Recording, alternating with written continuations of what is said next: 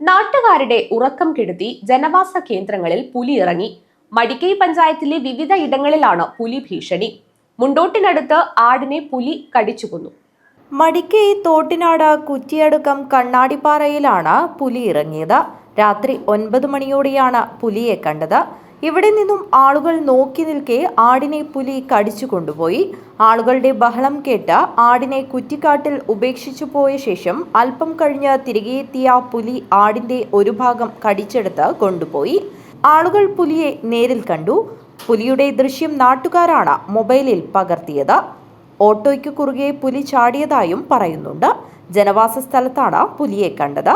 കോട്ടപ്പാറയ്ക്ക് സമീപം വാഴക്കോട് ഭാഗത്ത് ദിവസങ്ങളായി കണ്ടുവന്ന പുലിയാണിതെന്നാണ് സംശയം. വിവരമറിഞ്ഞ് ഫോറസ്റ്റ് കാഞ്ഞങ്ങാട് റേഞ്ച് ഓഫീസർ രാഹുലിന്റെ നിർദ്ദേശപ്രകാരം വനപാലകർ സ്ഥലത്തെത്തി പരിശോധന നടത്തി.